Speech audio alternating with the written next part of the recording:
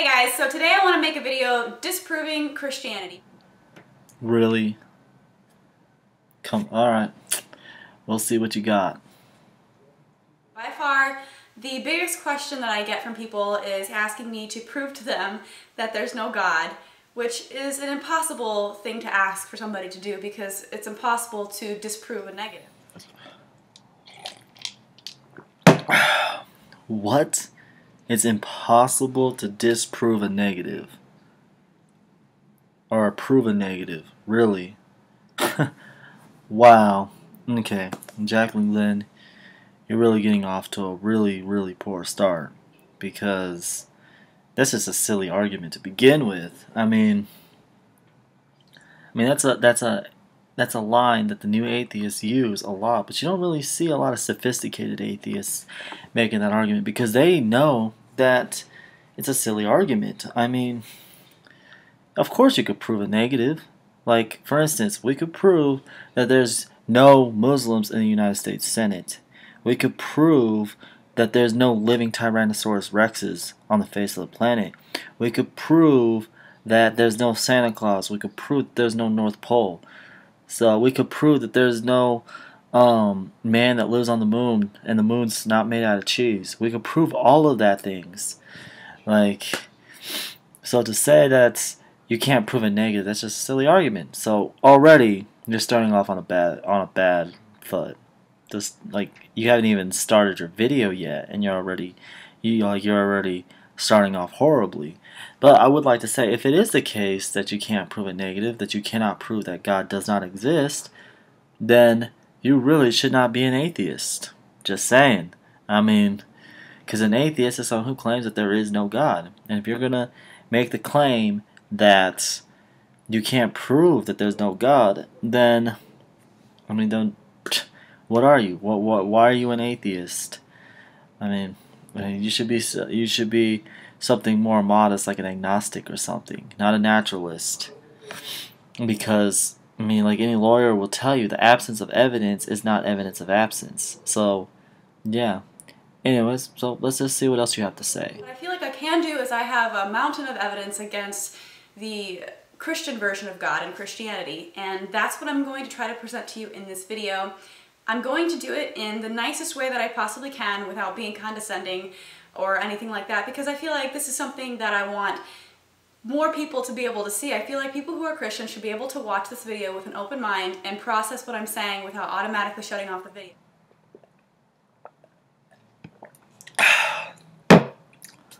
Alright, let's hear this mountain of evidence you have against the Christian faith. This ought to be really good. I really want to hear what evidence you have against the Christian faith. I mean, you said that, like, here we are already, like, I don't know, probably like 5 minutes or so into the video, and you have yet to say anything. I mean, so I'm interested to hear this. And by the way, I do want to say I appreciate you being respectful in this video, because yeah, I've seen your other videos and you're not really respectful, but I appreciate you being respectful in this one.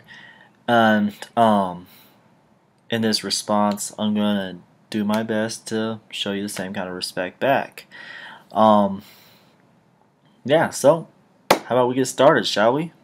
But first of all, you know, you can't prove that there's no God. Like I said, you can't prove that there's no fairies, but people have also asked me to prove that atheism is true. Now, first of all, I want to clarify really quick that atheism is not a religion, it's the lack of a religion. And unfortunately, people who are atheists have to be put in a category based off of other people's beliefs. You know, like I'm also an a-fairist. I'm also, you know, I'm just an a-monsterist. I don't believe in things that are supernatural. So I'm a everything, I suppose. I mean, everyone is technically, this is a famous quote, everyone's technically an atheist for every other religion except for their own. Like, why don't you believe in Zeus? Why don't you believe in Thor? Why don't you believe in, you know, flying spaghetti monster, etc.? I mean, people don't believe in any other religion except for their own, so atheists are said to just take it one step further. That's kind of a popular saying among people who are non-religious.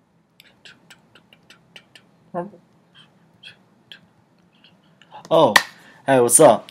Don't mind that. Anyways, like, about saying that everybody is an atheist. You guys just take it one step further.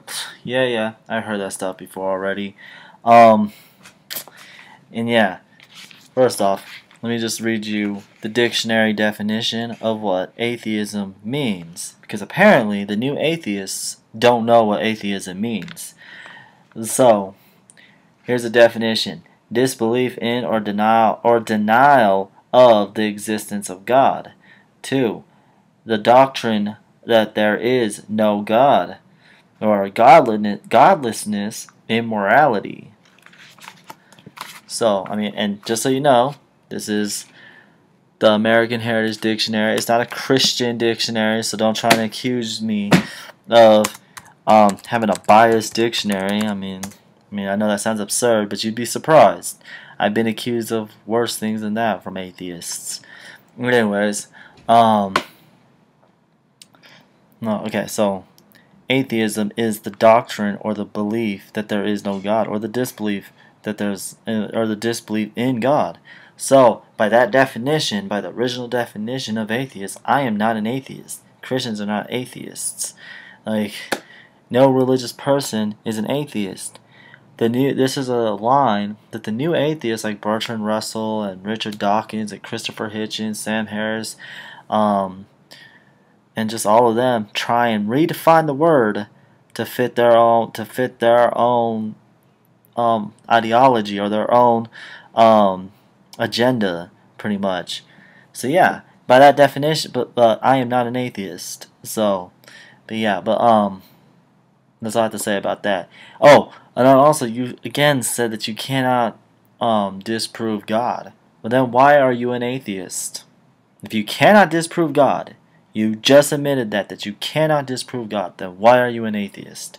You have no evidence against God's existence. You have no evidence proving atheism. So why are you an atheist?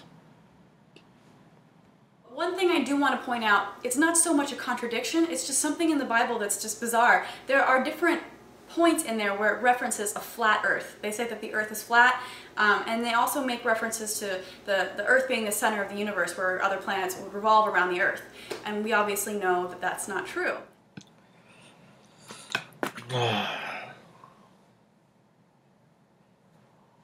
Wow. Really? Okay. First off, like, how should I say this? Okay. Nowhere in the Bible does the Bible say explicitly that the earth is flat, or that that the earth revolves around the sun. Like, nowhere does it say that. People back in the medieval times had to read that interpretation into it. Like, nowhere does it say that at all. Second off, the Bible uses poetic language because Hebrew is a poetic language in of itself. So, for instance, when it says that the gospel is going to go to the four corners of the earth, or that the earth is held up by pillars, or whatever, stuff like that, like, it's using poetic language. I mean, hold on. I hope, for instance, even today, I can open up a newspaper, like the Gazette. I mean, because I live in Colorado Springs, so it'd be the Gazette. I can open up the Gazette, and it'll say the sun sets and the sun rises, and stuff like that. We know that's not true. That the sun doesn't set, the sun doesn't rise, but it's using poetic language, and we understand that. And I hope you can understand that. Anyways, I really hope this isn't your main argument, though. I hope that you actually have something of substance. So we'll keep going. I might have to cut this response short because I only got 15 minutes, and it's taking you forever to make your point. So I might have to make a part 2. But yeah, so shall we continue? If you look at history, there are so many stories, mythological stories, before Jesus that had almost the same exact storyline that he had.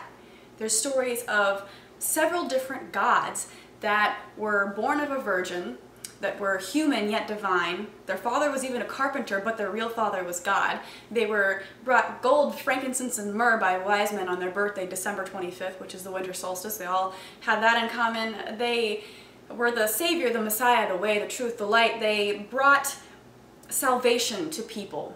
They died as a martyr, some even on a cross, and rose from the dead, ascended into heaven. And that story is not unique to Jesus. In fact, it's almost entirely plagiarized by mythologies before him. Oh. My bad. Like, sorry, I got distracted. Anyways, so the story about Jesus was entirely plagiarized. Right. Okay. I'm not going to insult this girl's intelligence because I'm sure she's pretty smart. She just has not done her homework, and this argument is a perfect evidence that she has not done her homework. She doesn't know what she's talking about. This argument has been debunked centuries ago, and I don't have time to really go into all these pagan mythologies because she used up pretty much all my time. Like, I can only make 15-minute video responses.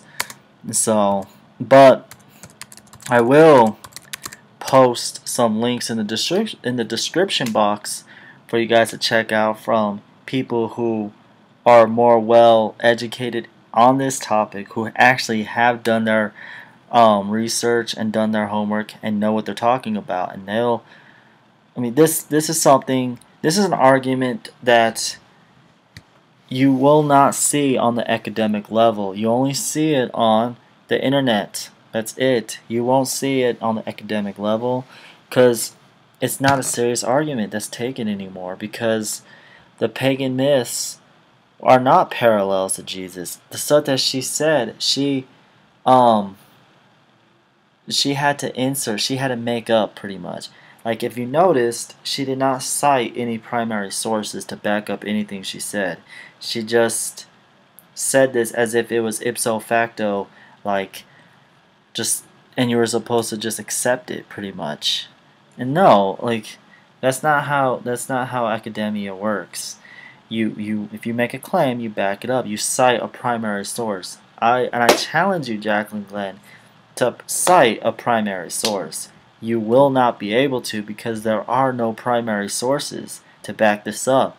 I mean, yeah, you could cite people like Richard Dawkins and Bertrand Russell and stuff, like all the new atheists, but again, they're not credible. Like, they have not done their research either. And, I'm talking about cite true scholars in this who actually know what the hell they're talking about. Like, there are none.